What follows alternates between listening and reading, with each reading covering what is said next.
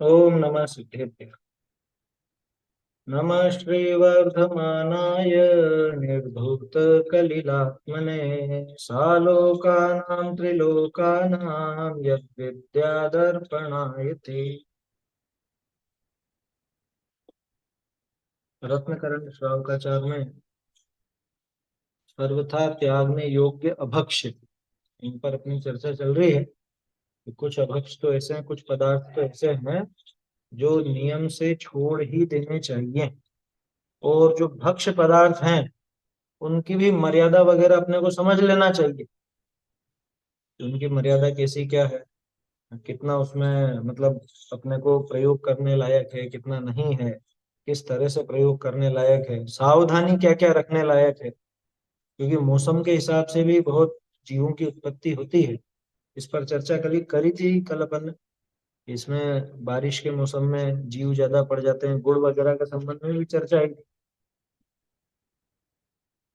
वो एक जो ऊपर पैराग्राफ था, वर्षा ऋतु में गुड़ में, शक्कर में, खांड में बहुत चींटी लट सुलसुली हो जाती है। तो शक्कर में, खांड में बहुत चींटी, ये अतिरिक्त है लेकिन समझाने के लिए अच्छा है। सदासुद जी ने शक्कर और खांड का नहीं लिखा था। उस जमाने में शक्कर कम ही चलती चलती ही नहीं थी, खांड चलती थी। तो शक्कर और खांड में भी चींटियां वगैरह पड़ जाती। गर्मी में ही हो जाती है।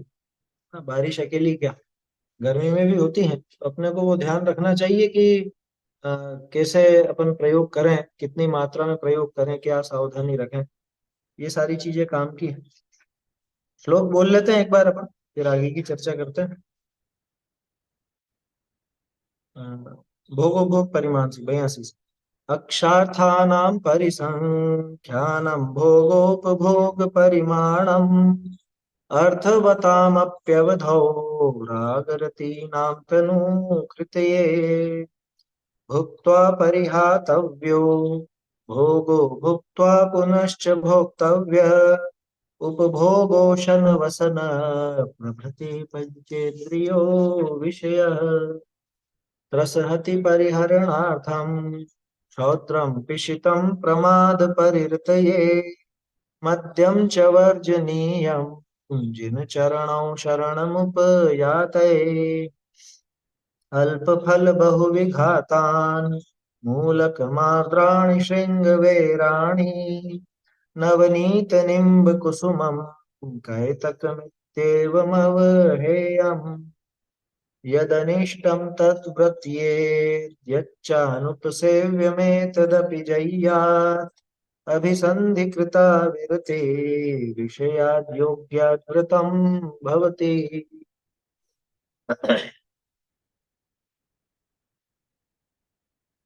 कल आखिरी बात अपनी चली थी, ये यत्नाचार ही धर्म है। कितनी गजब की बात थी। यत्नाचार ही धर्म है। धर्म वास्तव में यत्नाचार से ही सधता है। अहिंसा को जो परम धर्म कहा गया, वो यत्नाचार पूर्वक प्रवृत्ति के कारण ही कहा गया। आटे आदि के संबंध में बात थी। आटे की मर्यादा वैसे तो आप सबको ध्यान होगी सही। सर्दी में 7 दिन की, ग्रीष्म ऋतु में 5 दिन, और वर्षा में 3 दिन। एक बात इसमें खास ध्यान रखने की है कि ये कब से गिनना, कब से माने वर्षा, कब से माने ये गर्मी सर्दी। अपने लिए बहुत सुविधा है। अष्टानी का पर्व जहाँ प्रारंभ होते हैं, वहां से ये मर्यादा बदलती है ऐसा समझ। जैसे अभी अष्टानी का क्लीन है, तो यहाँ से गर्मी चालू हो गई, तो गर्मी का गिन लेना है। अष्टानिका के प्रारंभ से ही वो गर्मी का गिन। अब जब आषाढ़ की आएगी वहां से बारिश का गिन, और कार्तिक की आएगी वहां से सर्दी का गिन। ऐसा सीधा सा नियम है। वैसे भी यही होता है। होली तक हल्की फुल्की ठंड रहती है, होली के बाद से ठंड गायब हो जाती है। आम जगह की बात कर रहा हूँ। अब कहाँ पे कोई विपरीत ही बिल्कुल मौसम रहता हो, वो बात अलग है। अपना जो क्षेत्र है, भारत का अधिकांश क्षेत्र, वहां पे इसी तरह से चलता। आषाढ़ के बाद वहां पे बारिश भी होने लग जाती है। आषाढ़ की अष्टानिका के बाद वर्षा ऋतु है, वो दिवाली तक है। और फिर वहां कार्तिक की जो अष्टानिका आती है, वहां से सर्दी का। बहुत बढ़िया बात है। आटे का संग्रह नहीं करना चाहिए, संग्रह किया हुआ नहीं लेना चाहिए, संग्रह किया हुआ खाना नहीं चाहिए। खरीदना नहीं चाहिए। ये बड़ी कंपनियां हैं या जो भी हैं, ये आटा कैसा है? संग्रह किया हुआ ही आटा होता है। अच्छा एक चीज समझो आप, उन्होंने आटा जो पीसा, आटा जो बनाया, मतलब जो भी उनकी प्रोसेसिंग की और सब हुआ, ठीक है, मान लो 10,000 बोरी आटा बना। अब 10,000 बोरी में से 8,000 तो बिक गया, तो 2,000 बाकी रह गया, उसको क्या करेंगे? ये पुरानी पैकिंग वाला तो कोई लेगा नहीं, तो पैकिंग बदल देंगे। ऐसा भी होता है। भाई व्यापारी को तो मुनाफे से मतलब है कि अरे खराब होएगा तो थोड़े कोई केमिकल और डाल दो, ज्यादा दिनों तक कीड़े नहीं पड़ेंगे। अरे कीड़े तो बड़े बड़े नहीं पड़ेंगे, छोटे वो जीव तो पैदा हो चुके हैं वहां। बाजार का तो काम में लेने जैसा है ही नहीं, बिल्कुल। ये विधि है। देखो, बहुत से लोग ऐसा बोलते हैं और मैं भी बिल्कुल सहमत हूँ इस बात से। श्राव का चार का पालन वही हो सकता है जहां पे घर में ही सब काम होता। क्या? श्राव का चार का पालन वही हो पाएगा, घर में ही आपके चक्की है ना? अरे वैसे भी वो 5 सूना देखे थे ना अपन ने, 5 सूना वो श्रावक का काम है, गृहस्थी का काम है। तो गृहस्थ दशा में जिसके घर में चक्की नहीं, पीसने का साधन नहीं, या और जो भी चीजें हैं, वो नहीं है, तो समझना वो गृहस्थ धर्म पल नहीं सकता उसको। ऐसा है। तो वो अपने को विचार करना चाहिए। बहुत से लोगों को इसमें बड़ी, अरे इतना इतना क्या करेंगे, कैसे करेंगे, और यूं ऐसा होता है। बहुत से लोग बहाना मारते हैं ना, बहाना करते हैं। बहाना कि इतना टाइम नहीं है साहब हमारे पास, इतना टाइम नहीं। और कौन बोलता है? बहुत से तो ऐसे बोलते हैं जिनको भक्ष भक्ष का विवेक ही नहीं। लेकिन कुछ अपने स्वाध्याय भी इस तरह की बात करते हैं, क्या कि इसमें टाइम निकाल देंगे तो स्वाध्याय कब करेंगे? हम्म? तो चाहे जैसा खा लो पी लो, इधर आत्मा की बात करो। आत्मा की बात गले नहीं उतरेगी। है? जिसको अभी भक्ष भक्ष का विवेक नहीं, अरे जिसने दूसरे जीवों को अपने जैसा जीव नहीं समझा, जीवों के प्रति दया का भाव नहीं आया, उस व्यक्ति को जीव समझ में आ जाएगा, जीव तत्व समझ में आ जाएगा। देखो, एक सीधा सा नियम है कि अध्यात्म जो है ना, वो आगम में से ही निकलता है। अध्यात्म को परमागम इसीलिए कहा जाता है। अब आगम की विवक्षा में द्रव्य की बात हो, जो अभी जीव द्रव्य को ही स्वीकार नहीं करता, क्या वो जीव तत्व को स्वीकार कर पाएगा? कितनी सीधी सी गणित है। जीव द्रव्य के बारे में जिसको नहीं पता, या जो जानना नहीं चाहता, या जिसका निषेध करता है, या उस पर ध्यान नहीं देता, अन्य जीवों के प्रति भी जिसको करुणा भाव नहीं है, क्या उसे स्वयं अपने जीव तत्व के प्रति वैसा भाव हो पाए? वो नहीं होगा। इसलिए एक बात और दिमाग में रखना, इन क्रियाओं में धर्म रत्ती भर भी नहीं है। मर्यादित भोजन करने में, दिन में भोजन करने में, भक्ष भक्षण छोड़ने में, है, अन्य जो भी चीजें वो उसका बराबर का नियम पालने में धर्म बिल्कुल भी नहीं है। ये सबसे पहले दिमाग में बिठा कर, ये तो फिर क्यों करना? इसलिए करना है कि दूसरे के प्रति दया भाव, अन्य जीवों के प्रति दया भाव है। दूसरी बात, धर्म जहां प्रारंभ होता है, उसकी ये एक पूर्व भूमिका है, ये उसके लिए एक भूमि की नरमाई है। यहाँ पे वो धर्म का अंकुर पैदा होगा। कठोर पत्थरों पर धर्म पैदा नहीं हुआ करता। कोमल भूमि चाहिए, ये चित्त भूमि को कोमल बनाने के लिए ये उपाय है समझ में? तो एक तो हमको हमारी चित्त भूमि की कोमलता चाहिए, विशुद्धि चाहिए। दूसरा, व्यर्थ का पाप ना हो। तीसरा, अरे किसी भी जीव को हमारी वजह से कष्ट क्यों? तो इन भावनाओं से वो भक्ष भक्ष का विचार करना चाहिए, है ना? लेकिन दिमाग में रखे कि धर्म इसमें कुछ भी नहीं, है ना? फिर भी ये क्रियाएं होती, ये चीजें होंगी, अपनी भूमिका में नहीं होंगी तो कहाँ होंगी? अरे जिसको आगे चल के मुनि बनने का भाव है, तो मुनिराज तो जब सबसे इतने विरक्त रहते हैं, तो इसको यहाँ विरक्ति नहीं चाहिए क्या? हाँ? मुनिराज जब प्रत्येक जीव की, सूक्ष्म से सूक्ष्म एकेंद्रीय की भी रक्षा का उपाय करते हैं, तो ये यहाँ पे त्रस्त जीवों की रक्षा का उपाय नहीं करेगा क्या? ये क्या है? ये त्रस्त जीवों की रक्षा का उपाय ही तो बता रहे हैं। वो बिना मर्यादा का आटा वगैरह, इन सब में कौन से जीव पैदा होते हैं? त्रस्त जीव पैदा होते हैं। तो उनसे बचने का उपाय यहाँ पे बताया गया। आटे का संग्रह नहीं करना, आटे में बहुत लटें पैदा हो जाती हैं। दाल चावल इत्यादि जब भी पकाओ, तो 2-3 बार शोध बीन कर पकाओ। तो सीधा उपदेश है। इसको तो जितना अपन विचार करें तो अपने जीवन में प्रवृत्ति थोड़ी बदल पाए। चलिए अब आगे पढ़ना है अपने को, इसके आगे का देखते हैं ढूंढारी से।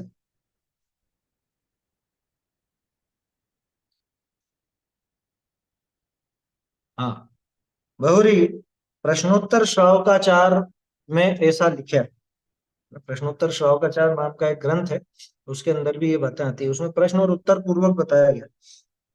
श्लोकार्थ, सर्वाशनम च न ग्राह्यम दिनद्वययुतम नरे।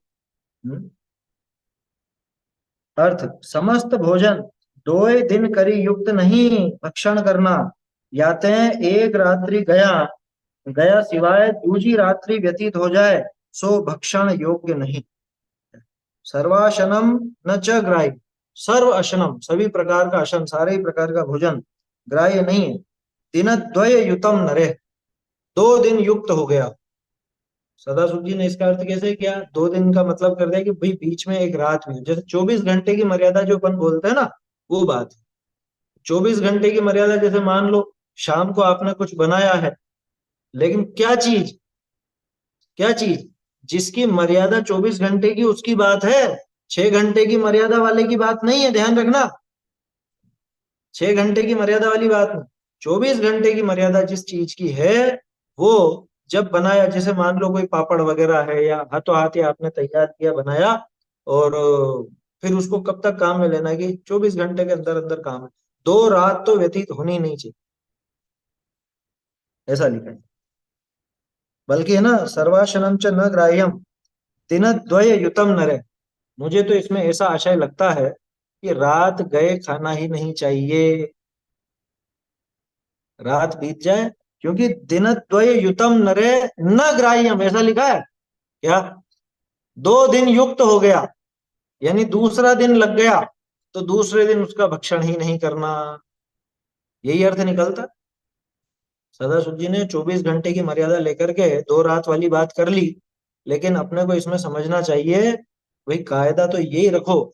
जैसे मान लो आपने अचार बनाया, ठीक है, अचार भी बनाया, अब यूं तो 24 घंटे की अपन मर्यादा कह देते, लेकिन नमक वगैरह डाला तो 24 घंटे की मर्यादा नहीं रहती, है ना। आपने नमक को गर्म करके काम में लिया तो 6 घंटे की मर्यादा कहला जाएगी, लेकिन 24 घंटे की तो ऐसे बनेगी नहीं नमक के साथ में। बिना नमक के फिर भी कह लो भले, लेकिन तो भी अब वो लोग बाग तो महीनों महीनों तक का भी करते हैं। साहब अचार में तो टेस्ट ही तब आता है जब थोड़ा गल जाए, पुराना हो जाए। अरे तुम्हें उन जीवों का टेस्ट आता है, समझ में आई बात। अचार पुराना रखना ही नहीं घर में, समझ में ही बात। जैन का घर है ही नहीं वो जहां पे पुराना अचार रखा हो। ताजा बनाओ ताजा खाओ, उसमें क्या, अगर शौक है ऐसा तो। देखो, सर्वाशनम न च ग्राह्यम दिन दिनद्वय युतम नरे। मुझे तो इसका यही आशय लगता है कि दूसरा दिन लग जाए तो वो भोजन करने लायक नहीं है, ऐसा आशय निकालना चाहिए, है ना। भाई हो गया खत्म, आज जो बनाया आज खत्म करो, ऐसा सीधा हिसाब रखो।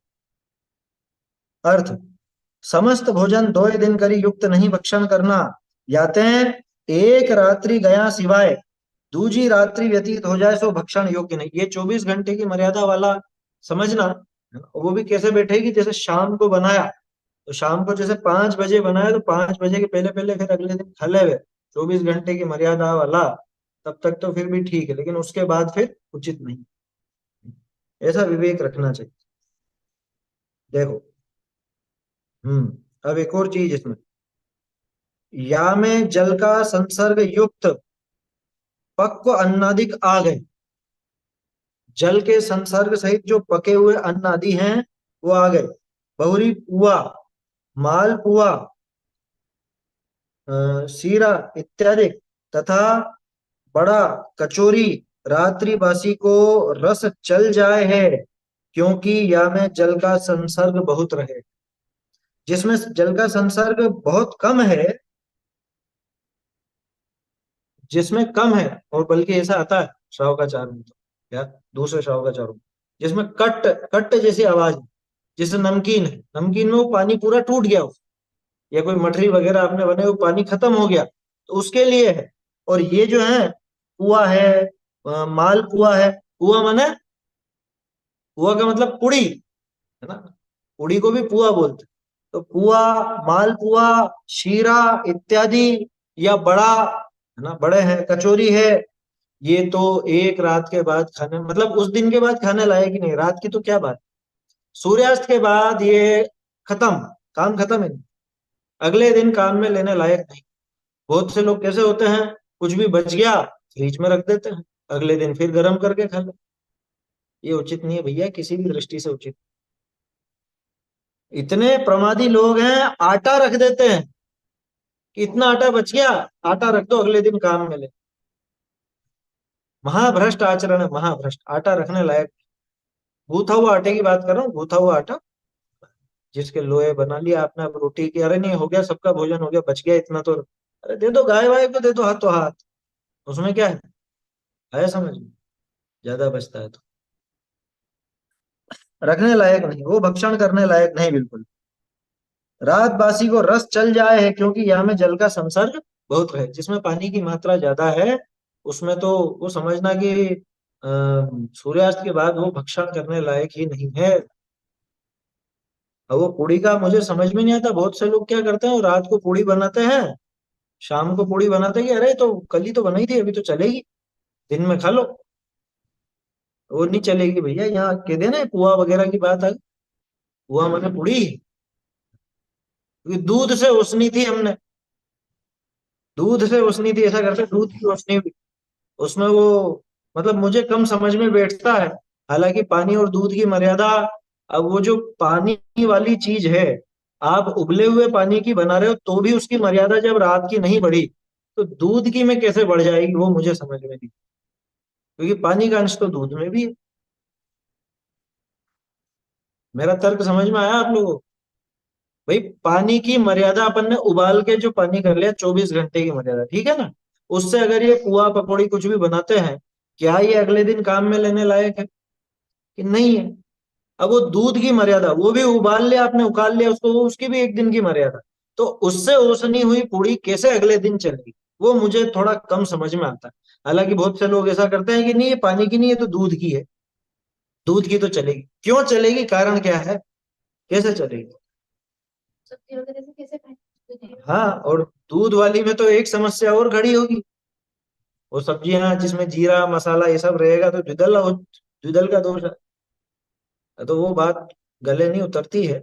ऐसे अरे उल्टे सीधे प्रयोग क्यों करना, भक्ष्य पदार्थ खाओ ना, क्या दिक्कत है? कि नहीं कहीं पे सफर में जा रहे हो तो, मुझे ध्यान है हमारे बहुत से मित्र हैं या कहीं पे भी इस तरह के लोग हैं, तो कि सफर में जा रहे हैं तो पूड़ी ले जाते हैं और पूड़ी खा लेते हैं, और वो दो दो तीन तीन दिन तक खाते हैं, दो दो तीन तीन दिन तक। और फिर कुछ लोग तो ऐसे भी कहते हैं, अपनी साथी होते हैं ना, कोई रिश्तेदार भी होता है, कि जाओगे शिखर जी, दो दो दिन ट्रेन में रहोगे जब क्या करो।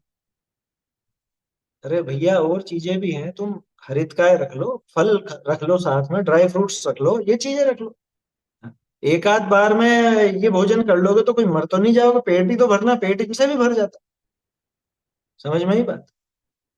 देखो अभी व्यक्तिगत बात बताता हूँ, अभी हम जैसे हांगी तुंगी गए, है ना, तो पहले ये सोच रहे थे भोजन का क्या करें, क्योंकि वहां तो भोजनशाला में अपने हिसाब से है नहीं, क्या करेंगे, तो यूं 8 दिन मैंने हरी नहीं ली, लेकिन उस दिन मैंने हरी किया, छोड़ के रखा, तो उस दिन फल ले लिए, ड्राई फ्रूट्स ले लिए, हो गया काम, छुट्टी।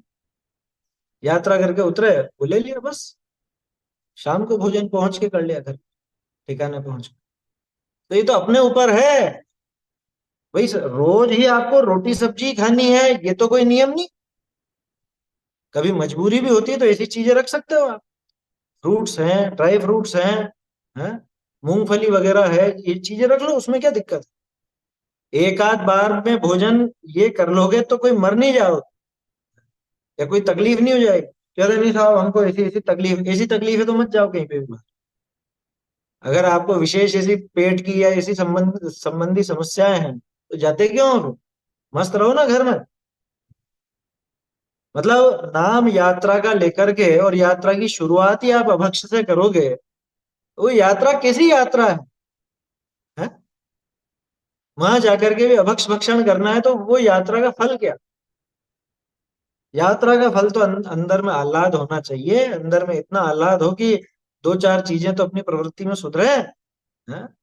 अभक्ष आदि छूटे, जो अगर अभक्ष भक्षण करता हो तो, या स्वाध्याय में प्रवृत्ति बढ़े, भगवान के गुणानुवाद में इसमें प्रवृत्ति बढ़े, ये होना चाहिए उसका फल।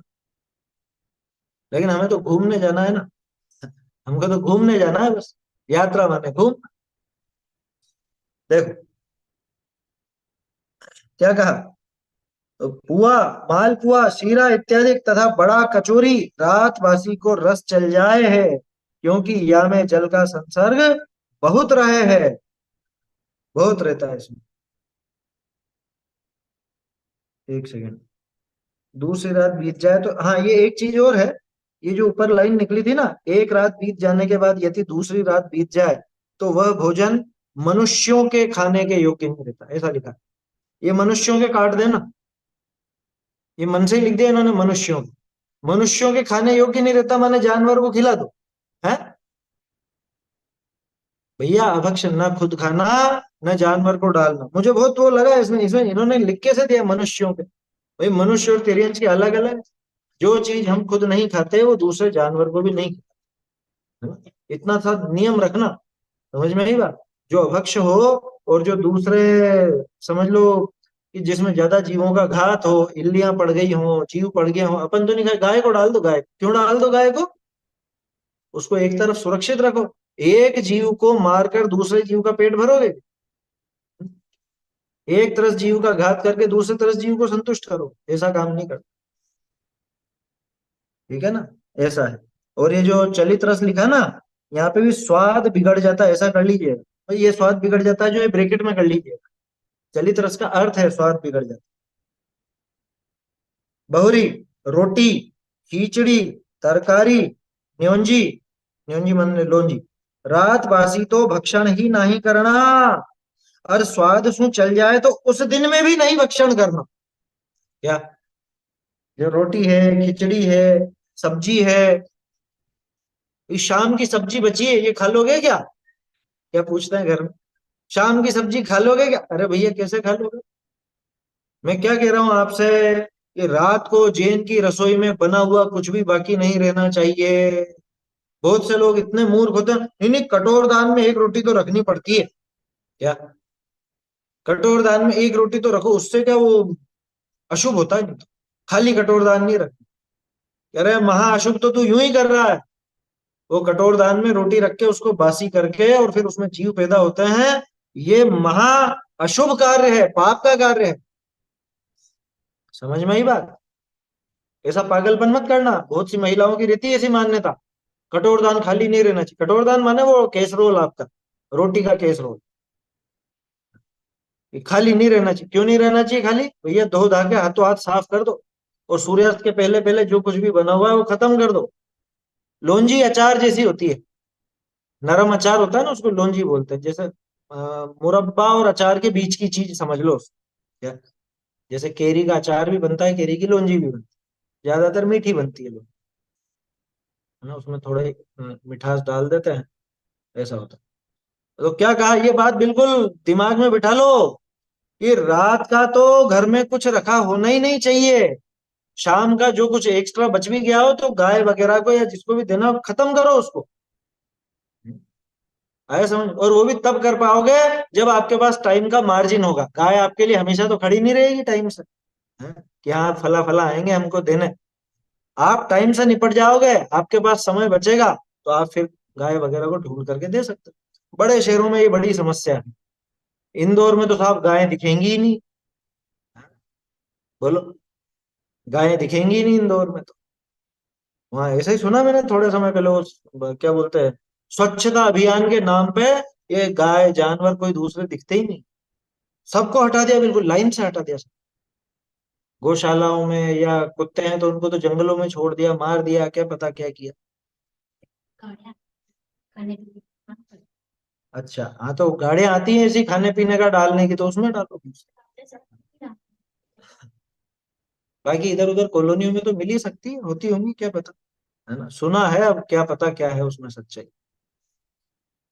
आया समझ? इंदौर की बता रहा हूँ, इंदौर का सुना था पहले, ये एक गाय नहीं मिलती कहीं पर।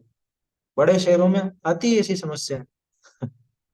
बड़े शहर बड़ा पाप, ऐसा समझ। क्या? देखो, तो रोटी खिचड़ी तरकारी लोंजी जीरा, एक मिनट, रात बासी है ना, लोंजी वगैरह रात बासी तो भक्षण करना ही नहीं। एक सेकंड, भक्षण ही नहीं करना। और स्वाद सु चल जाए, अगर मान लो उसी दिन में भी अगर स्वाद बिगड़ जाए, क्योंकि गर्मी के मौसम में बारिश के मौसम में अक्सर ऐसा हो जाता है, सुबह ही बनाया और शाम तक ही उसमें अजीब सी गंध आने लग जाती है या स्वाद ऐसा चल जाता है, तो उसका भी दिन में भी भक्षण नहीं करना, उस दिन भी नहीं करना, अगर स्वाद से चलित हो जाए। दूध फटता है तो उसी दिन फट जाता है ना, स्वाद चलित हो गया तो उसकी कोई मर्यादा नहीं, खत्म हो गया वो, बेकार हो चुका। बहुरी, रात्रि का बनाया समस्त भोजन भक्षण नहीं करना। ये गजब की बात है, अंडरलाइन कर लो। लोग बात क्या करते हैं कि हम रात को नहीं खाते, लेकिन रात को बनाते जरूर। ये रात को कहाँ बनाते हैं? अरे सूर्योदय के पहले भी रात ही है, सूर्योदय के पहले भी रात ही है, ये ध्यान रखना। सूर्योदय के पहले जहां भोजन आदि बनता है वो रात्रि भोजन का ही दोष है। क्योंकि खाने में इतना थोड़े ना लगेगा जितना बनाने में लगे। खाने में ज्यादा हिंसा है, बनाने में ज्यादा हिंसा। समझ में आ रही है बात? इसलिए रात को बनाना भी नहीं। होता है बहुत सी बार वो सर्दी में, क्योंकि सूर्योदय लेट होता है ना, अब वो लोग बाग के अरे अपने को तो ये करना है और वो करना है, तो लग जाते हैं पहले से ही रसोई चौके में, सुबह से ही घुस जाएंगे। सुबह कहाँ हुई है, तो अंधेरे में ही घुस जाएंगे।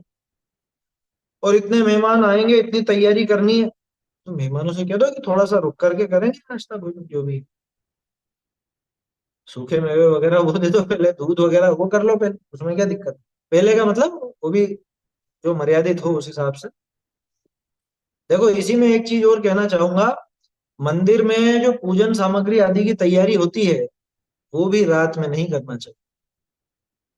भाई जब अपना अपन अपनी रसोई का काम सूर्योदय के बाद करते हैं, तो मंदिर में ये इसका काम सूर्योदय के पहले कैसे? तो अरे हजारों लोग हैं या सैकड़ों लोग हैं पूजा करने वाले, इनकी तो पहले ही करनी पड़ेगी, 10-15 मिनट लेट हो जाएंगे, उससे क्या फर्क पड़ेगा? लेकिन मर्यादा तो रखो। ये तो अपने बहाने हैं क्या? हम हमारे टाइम के हिसाब से मंदिर आदि चलाना चाहते, मंदिर आदि के हिसाब से अपना टाइम एडजस्ट नहीं करते। तुम दूसरे काम कर लो ना तब तक, हाँ? और काम पहले निपटा लो अगर ऐसा है तो। देखो क्या कहा, रात का बनाया समस्त भोजन भक्षण नहीं करना। और जो बाजार में खाते हैं उनको क्या पता कि कब बनाया और कब नहीं बना, क्या शाम को चलेगा, सुबह बनाया आम का रस का स्वाद बिगड़ता है फ्रिज में न रखें तो। हाँ बिगड़ सकता है ना, वो मर्यादित पानी आदि से बनाया गया हो, फ्रिज में रखते ढक करके रखिए, ढक करके रखिए, है ना, पानी नहीं भी डालो तो भी ढक करके रखो, मतलब कुल मिला के बात ये है। क्योंकि देखो फ्रिज का भी ऐसा है कि फ्रिज में वो जो गैस आदि है और वो जो ठंडा के, उसमें अलग तरह के जीव हैं। इसलिए अगर अपने को कोई वस्तु फ्रिज में रखनी भी पड़ती है, वैसे ज्यादातर तो सूखी चीजें बिना बनी चीजें रखते हैं अपन, ये रस वगैरह ही है जो रखते हैं बस। हाँ ड्राई फ्रूट्स वगैरह वो बने हुए तो है नहीं, है ना। बनी हुई चीज तो जैसे रस वगैरह हो गया या कुछ ऐसी चीज होगी, सब्जियां तो कोई फ्रिज में रखता नहीं, जो रखते हैं वो तो बासी खाने वाले लोग हैं, उनकी तो क्या बात करनी। जिसको बासी खाना है वो रखता है फ्रिज में, बाकी तो अपन कच्ची चीजें ही रखते हैं, जैसे सब्जियां हो गई फल हो गए, वो बिगड़े नहीं इसलिए रखते हैं, बनी हुई चीज तो कोई रखते ही नहीं। और कदाचित रस जैसी कोई चीज या कोई इस तरह की चीज जो ठंडी खाई जाती है, वो अगर आपको खाना है तो पूरी तरह से उसको ढक करके रखें, मतलब डब्बा बंद करके रखें, ऐसा कुछ हो, इस तरह से ही रखें, और क्या उपाय है। देखिए, रात का बनाया समस्त भोजन भक्षण नहीं करना। बहुरी, दही, अच्छा दही होगा ये तो, दही, दही के लिए, हाँ, दही पहला दिन का जमाया दूजा दिन पर्यंत खावना अधिक नहीं। दही की भी वही 24 घंटे की मर्यादा, है ना, जब से आपने वो जावन डाला उसमें दूध में, उससे 24 घंटे गिन ले, 24 घंटे की मर्यादा।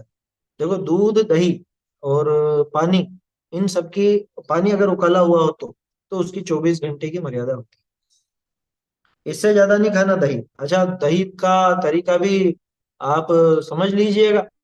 दही, वो दही से दही जमाते हैं, वो दही खाने लायक नहीं। उसमें तो बहुत जीव पैदा होता है ना। दही की वो सुखा करके, नरेटी हो, संगमरमर का छोटा पत्थर हो, चांदी का सिक्का हो, या और भी दो चार चीजें होती हैं। बहुत से लोग मिर्ची वगैरह से भी जमाते हैं, लेकिन मिर्ची क्यों काम में लेना, उसमें तो वो द्विदल की संभावना बच जाती मिर्ची के बीजों से। तो उसकी जगह ये निरापद उपाय है ना। नरेटी है, नारियल की नरेटी, संगमरमर, चांदी, सोने वगैरह का भी प्रयोग बताते हैं, लेकिन सोने का सिक्का कोई डालता नहीं, चांदी का ही डालते हैं ज्यादा। चांदी कैसे जम जाता है ना।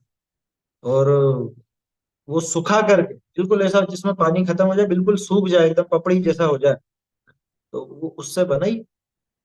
एक बहुत से ऐसे भी करते देखे, वो कपड़े पर दही लगा करके और उसको सुखा देते हैं, लेकिन वो मुझे कम जमा थोड़ा सा, वो कपड़ा भी ऐसा बदबू सा मारने लग जाता है, वो कैसे काम में लो, वो उचित नहीं लगता। वो प्रयोग थोड़ा अनुचित लगता है। वही वही कपड़ा बार बार बार काम में आ रहा है, उसी कपड़े से बना रहे हैं बार बार, वो ठीक नहीं लगता काम, है ना। अब प्लेट का सबसे बढ़िया, प्लेट में आप दही बिल्कुल पतला पतला करके ऐसे फैला लो और उसको सुखा लो। धूप में, बिल्कुल कड़क धूप में ऐसा सूख जाता है, पपड़ी जैसा हो जाता है। और उसके बाद फिर आप उसको जैसा जमाते हैं वैसे जमा लीजिए, है ना? चांदी का सिक्का हो गया, नरेटी हो गई, ये सब चीजें हैं जिससे हो जाता है। देखिए, और क्या कहा, उसमें भी एक चीज ध्यान रखने की है। दूध आपका मर्यादित है तो दही मर्यादित है। दूध ही अगर मर्यादित नहीं है तो दही की क्या मर्यादा, ये विचार करना। बोलिए।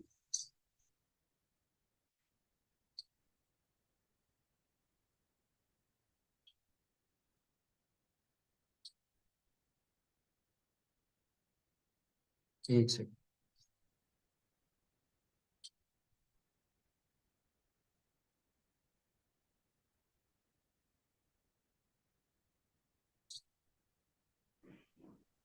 सर बादाम भी डाल सकते हैं क्या? नहीं ना?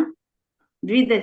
बादाम से भी बताते हैं, लेकिन बादाम क्या, वो नरेटी वाली ही तो, मतलब वो खोल वाली बादाम की कह रहे हो ना आप? हाँ। या तो उसकी जगह नारियल की नरेटी लो ना काम में। भाई बादाम में अपने को अंदर खोखली भी रहती है, और वो बादाम तो है ही सही, तो बादाम से द्विदल का दोष लगता है। हाँ। उसकी जगह नारियल की नरेटी अच्छी है, उसमें कोई दिक्कत नहीं। नारियल की जटाएं हटा के, और जो अच्छी साफ सुथरी नरेटी हो उसको थोड़ा सा घिस लीजिए, ताकि उसके जो भी वो बुरादा बुरादा है वो सब हट जाएगा। ऊपर ऊपर की तरफ ऐसा रहता है ना, वो जटाएं रहती है उसकी, तो वो हट जाए अच्छे से, उसके बाद ले लीजिए काम। हम्म। ऐसा है। चलिए आगे देखते हैं, दही की बात है ना। दही पहला दिन का जमाया, दूजा दिन पर्यंत खावना अधिक नहीं। बहुरी दोय दाल का अन्न, दही छाछ के शामिल भक्षण मत करो, याकू बिदल कहिए है। अबे दही और छाछ का लिया है, इसमें दूध भी शामिल करना, और दूध है तो दूध का साथ ही मावा भी शामिल करना।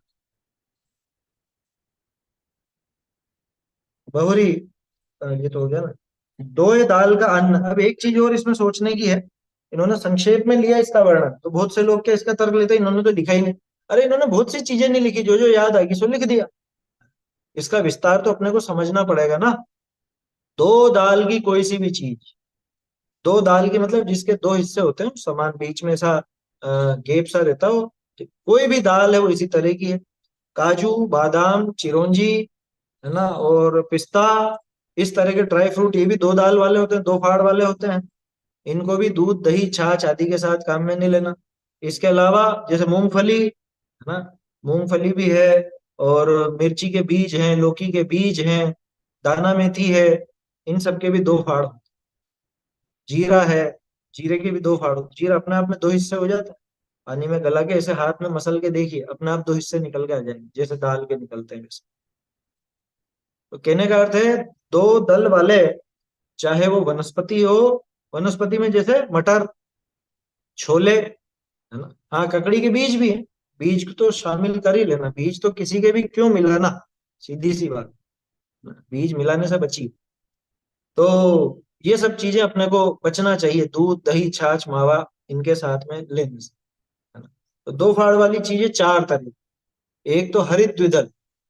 हरित द्विदल का मतलब जैसे मटर, चौला फली, छोले, जो भी ऐसी सब्जियां हो जिनमें दो फाड़ होती हो, फलियों वाली सभी सब्जियों में दो फाड़ होती, फली वाली कोई भी सब्जी हो उसके बीज दो फाड़ वाले ही हो, बीज ही है वो, है ना। तो वो तो हो गई हरित द्विदल। दूसरी हो गई अन्य द्विदल, जितनी भी दालें हैं जो सूखी दालें हैं, है ना, उड़द, तुअर, मसूर, मूंग, मोठ, हम्म, मूंगफली भी ले लेना इसमें, है ना।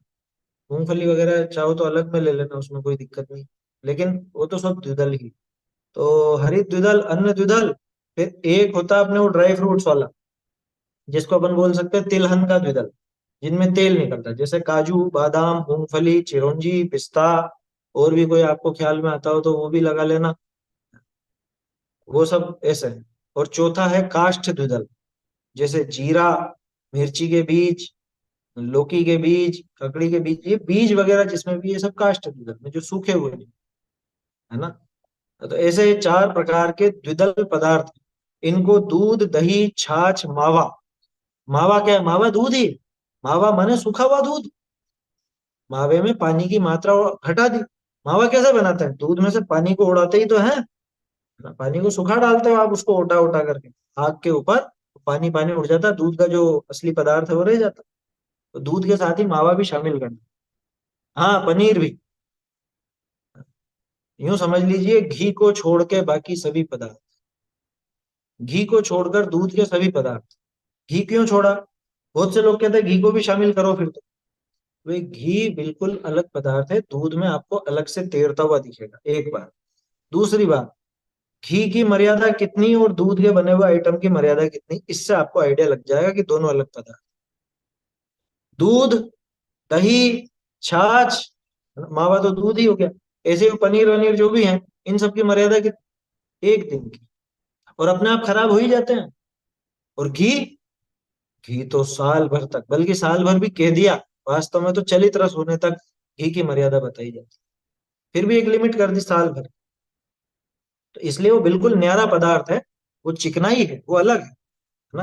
वो आया भले उसके साथ में हो, लेकिन जैसे दूध जब निकलता है गाय के थन में से, तो उसमें तीन पदार्थ होते हैं। एक तो वो दूध जो फैट्स है, ठीक है, फैट तो नहीं कहना चाहिए, लेकिन जो दूध का पदार्थ है वो। दूसरा पानी, जिसके आधार से वो निकलता है, तरल है। और उसके साथ में ही घी, वो जो चिकनाई, असली फैट्स तो वो है वास्तव, है ना। तो ये तीन आइटम हो गए उसके अंदर, तो तीन चीजें हैं, ऐसा समझिए। बोलिए।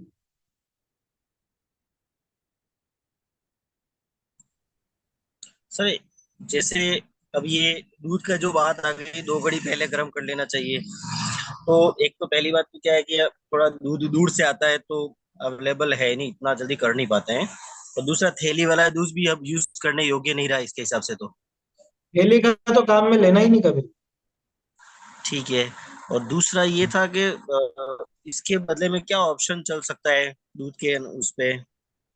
और एक बात ये थी कि सर, आप कैसे मैनेज करते हो फिर दूध का।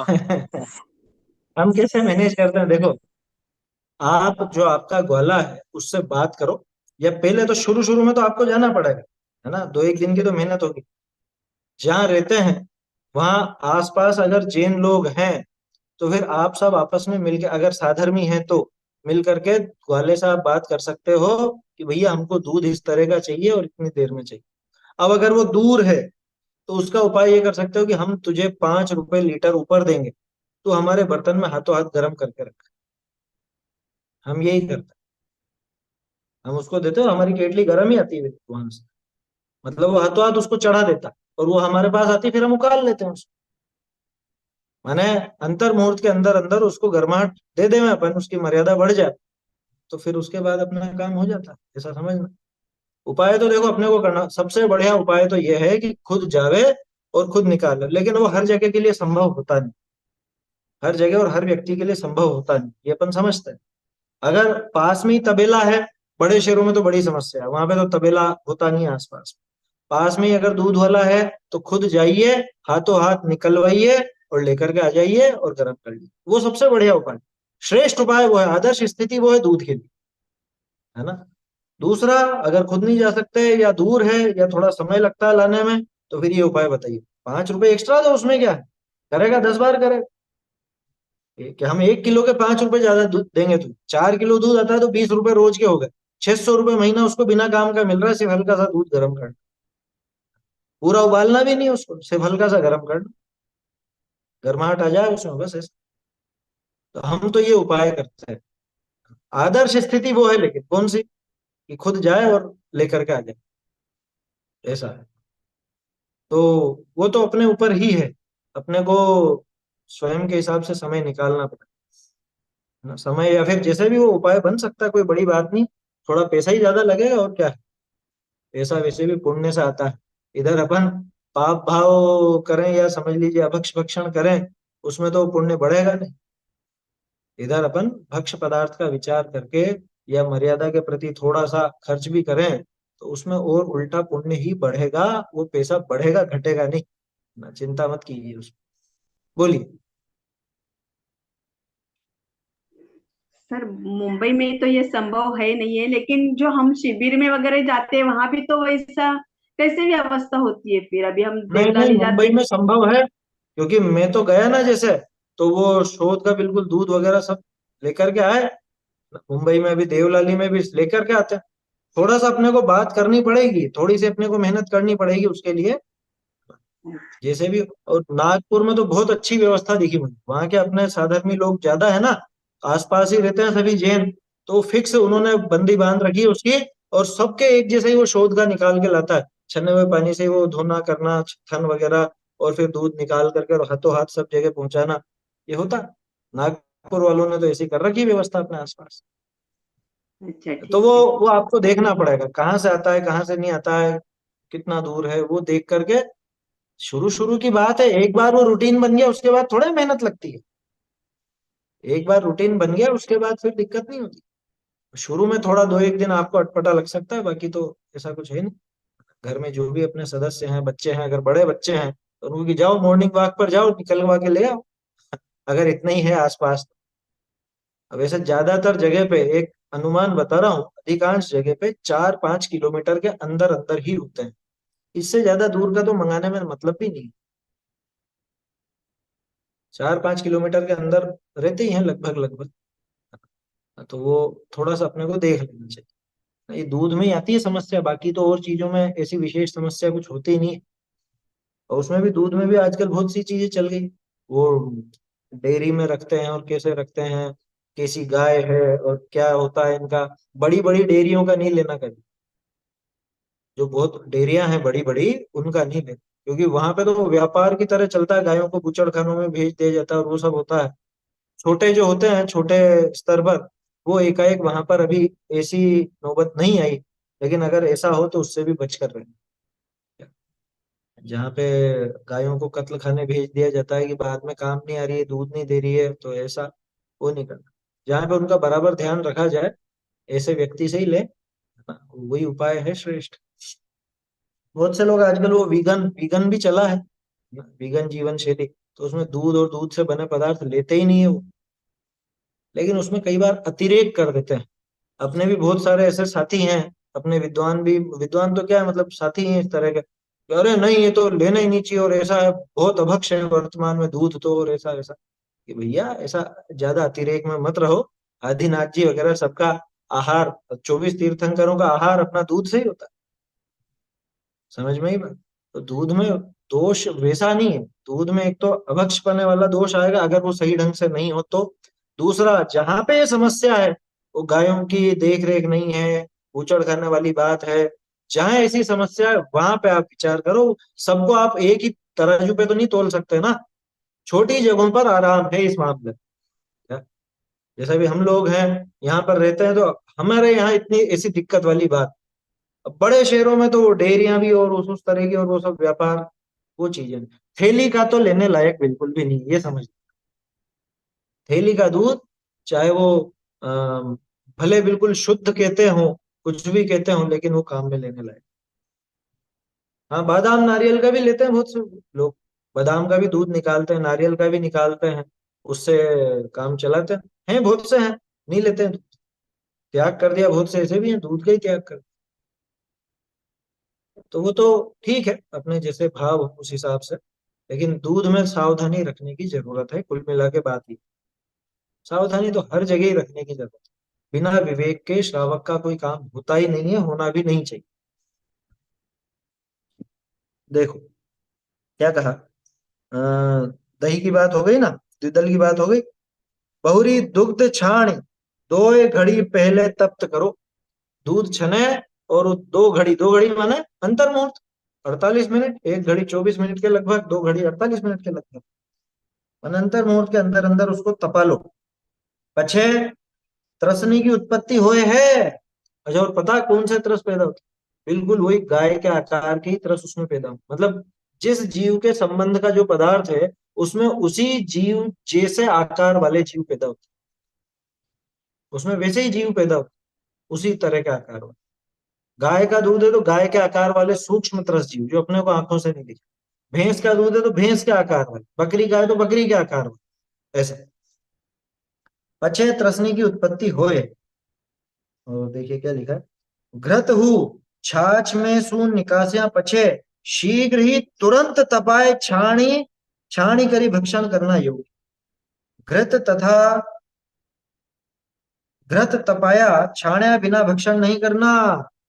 घी जो है वो भी, मतलब उसमें जो विधि है घी बनाने की, वो छाछ से तत्काल निकाल करके तपा करके काम में लेंगे। इन्हें मक्खन पड़ा है, बहुत दिनों का मक्खन पड़ा है और फिर उसके बाद वो बना रहे हैं, ऐसा काम नहीं करना। बहुत से लोगों को शौक होता है, मक्खन खाता है, बूरा और मक्खन, मक्खन में बूरा डाल के खाएंगे। अच्छा, और भारत में तो मक्खन की प्रसिद्धि बहुत है। क्या, ये कृष्ण जी खाते थे तो बच्चों को खिलाओ। तो भैया, मक्खन अभक्ष है, मक्खन चौथा मकार है, स्पष्ट समझ ले। 3 मकार का त्याग कराया था ना कभी, मध्य मांस मधु, मक्खन चौथा मकार, समझ में आई बात। और मकार सारे के सारे त्रसघात थे, ऐसे ही ये मक्खन भी त्रसघात है। इसलिए वो तो जो भी विधि है उसको छाछ वगैरह करके तत्काल हाथों हाथ तपाओ, हाथों हाथ घी निकालो, तपाए बिना वो घी आदि काम में लेना।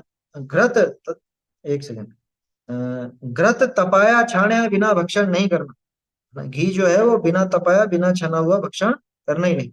बहुरी घृत, तेल, जल इत्यादि इत्यादि रस चाम का पात्र में खालिया हुआ भक्षण योग्य नहीं, या में असंख्यात त्रस जीव उपजे है।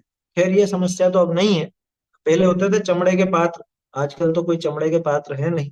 अब तो टीन के डिब्बे होते हैं, या जो भी स्टील के होते हैं, या और भी जो बर्तन होते हैं वैसे हैं। उसमें बहुत जीव पैदा हो जाते थे, है ना, असंख्यात त्रस जीव। अ, एक सेकंड। हम्म, ये सींग बने हैं ते मांस को गाड़ी पछे कूटी माटी के सांचे ऊपरी बनावे है।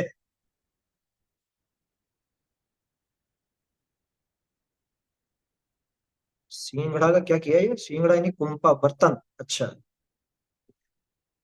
हाँ, तो ये चमड़े वाले हैं, ये जो पहले चमड़े के चले करते थे उनकी बात है।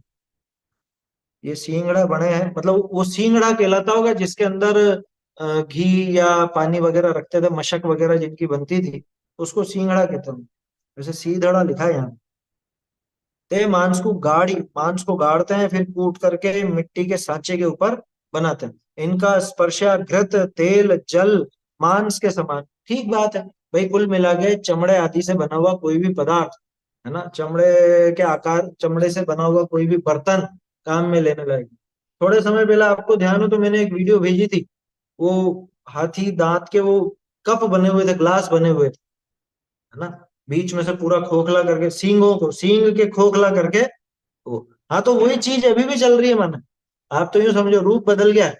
पहले वो बर्तन उस ढंग के होते थे, आजकल वो शो पीस टाइप हो, और वो जग बन रहे हैं उसके या ग्लास बन रहे हैं, लोग बाग के अरे अच्छा शो है इसमें, शो बढ़िया है। अरे सींगों के अंदर पानी कोई पीने लायक है, या कोई कुछ कुछ भी चीज उसमें खाने पीने लायक है? इनकी प्रवृत्ति मुसलमाना का राज्य हुआ, तभी मुसलमाना चलाई। ठीक है, जो जैसा भोजन करता है वो वैसे ही काम में लेता है। जो चाम का स्पर्श या बिना घृतादि नहीं मिले तो रुक्ष भोजन करो, क्या लिख दिया कि भैया रूखा सूखा खा लेना, लेकिन चमड़े से स्पर्शित मत खा। खैर ये बीमारी अब नहीं है, अब तो चमड़े के बर्तन है नहीं, अब तो सीधे ही। हाँ एक चीज है, आपके टिफिन वगैरह और उसका जो ऊपर का कवर है वो भी लेदर का मत लेना, क्योंकि प्रीमियम है साहब, प्रीमियम। प्रीमियम का मतलब कि बहुत ऊंचा महंगा है, तो ऊपर का कवर वगैरह भी अपने को काम में ऐसा मिले। देखो बर्तन की बात चली, ऐसे ही आपके मोबाइल टैबलेट लैपटॉप, इनके कवर अगर लेदर के और लेदर का नहीं लेना। होते हैं ना बहुत से, यार इसमें तो साथ में आया, ये साथ में आया, लेना ही नहीं ऐसा। एक उदाहरण देता हूँ, पहले भी आप लोगों को दिया। अमेरिका में अपने साधर्मी है ना, उन अरबपति हैं। अब अपने को पता नहीं क्या नाम, नाम तो भूल गया मैं, लेकिन उनको कार खरीदनी थी और ऊंची कार थी। अब ऊंची कार है मतलब उसमें तो वो जो सीट कवर है वो सब भी लेदर का होता। उन्होंने कहा हम ये काम में नहीं लेंगे, तो कंपनी से सीधी बात करके उन्होंने वो मॉडिफाई करवा के खुद के लिए अलग से बनवाई। हम अगर ये लेदर लगी हुई है तो हम नहीं लेंगे। आया समझ में? तो इतनी भावना अपनी होनी चाहिए, ऐसी चीज काम में ही क्यों ले। ठीक है, चमड़े का स्पर्श हो गया।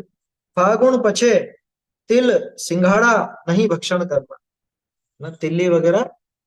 अच्छा अतुल जी खारा, हाँ तो हो सकते हैं वो हो सकते हैं, मेरे को नाम ध्यान नहीं आ रहा। हाँ शायद वही होंगे, जो भी है। अरे कोई हो, लेकिन साधर्मी पना मतलब क्या कहें, धर्म से, धर्म की जिसको रुचि है वो ऐसे ही करे। क्या कह रहे हैं, फागुन के बाद में तिल सिंघाड़ा भक्षण नहीं करना। होली पाछे बहुत तरस जीव उपजे है, ये कारण होगा इसलिए तिल्ली फागुन के बाद नहीं खाई जाती। वैसे भी दूसरा कारण भी है, स्वास्थ्य के हिसाब से तिल्ली वगैरह बाद में नहीं खानी चाहिए, उसमें मतलब गर्मी भी बढ़ाती है वो। गर्मी बढ़ती है, शारीरिक स्वास्थ्य के लिए अच्छी नहीं है। तिल्ली का मौसम सर्दी का, तो फागुन तक सर्दी रहती है, फागुन के बाद काम में नहीं लेना। देखना चाहिए उसमें तरस जीव पैदा होते हैं। अब देखो उसमें विचार करो, जाले पड़ जाते हो या कुछ ऐसा होता हो, इसलिए मना करा है। सिंघाड़ा, सिंघाड़ा तो देखो वैसे भी अभक्ष ही है। तो पानी में उगता है बिल्कुल ऐसे, उस पानी के अंदर रहता है, और उसको निकालने में बहुत सारे जीवों का घात होता है। क्योंकि सिंघाड़े की जहाँ खेती होती है ना, वहां पे जब सिंघाड़े निकालते हैं तो पूरा पानी लाल लाल हो जाता है।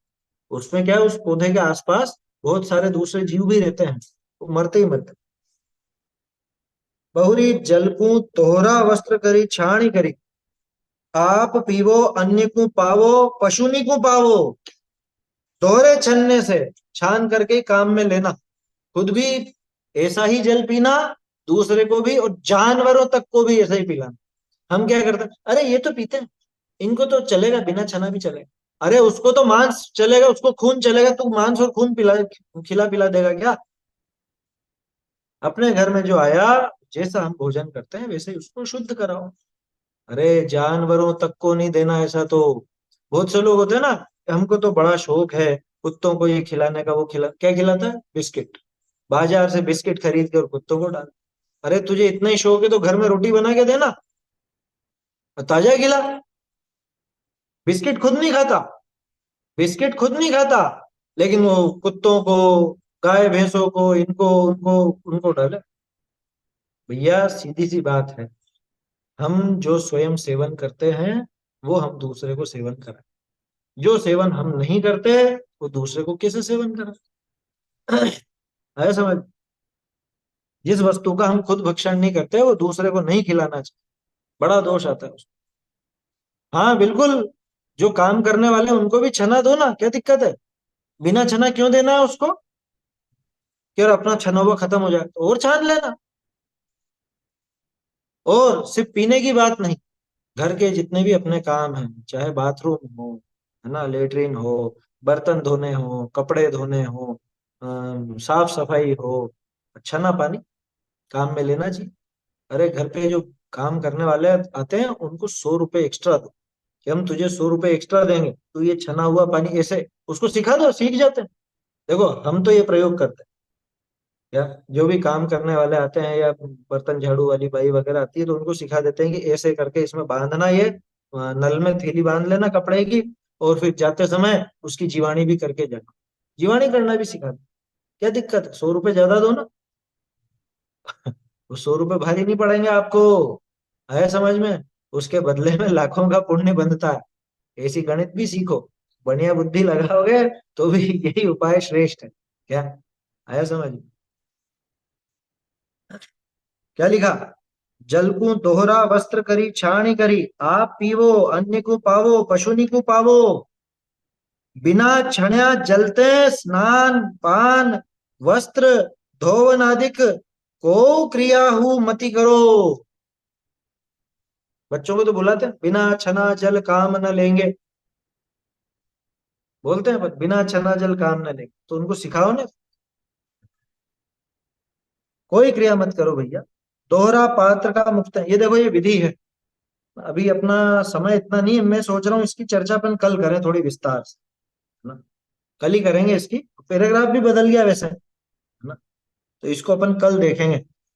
ये बढ़िया प्रकरण है, क्योंकि पानी छानने की विधि अधिकांश लोगों को मालूम तक नहीं होती कि पानी कैसे छाना जाए। और छान लिया, एक वो लगा लिया नल में छोटा सा, वो प्लास्टिक का आता है छन्ना, जिग्गू बोलते हैं, जिग्गू।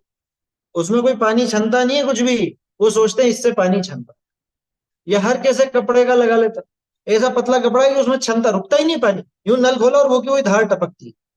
भाई कपड़ा ऐसा होना चाहिए जिसमें वो पानी थोड़ा रुके और फिर निकले, रुक करके निकलेगा तो छनेगा, बिना रुके सीधे निकल रहा वो नहीं छनता। कल करेंगे इस पर चर्चा अपन, ये बढ़िया प्रकरण है, क्योंकि पानी छानना ये तो जैनों का एक लक्षण है। आया समझ? बहुत बढ़िया, सही बात है, गाड़ी धोने वाले को 100 रुपए एक्स्ट्रा दो, अपने यहाँ से छना पानी ले जाएगा और धो देगा। सही है, क्या लगा, 2-3 बाल्टी। अच्छा एक और चीज है, छना पानी काम में लेने पर पानी ढुलता भी कम है।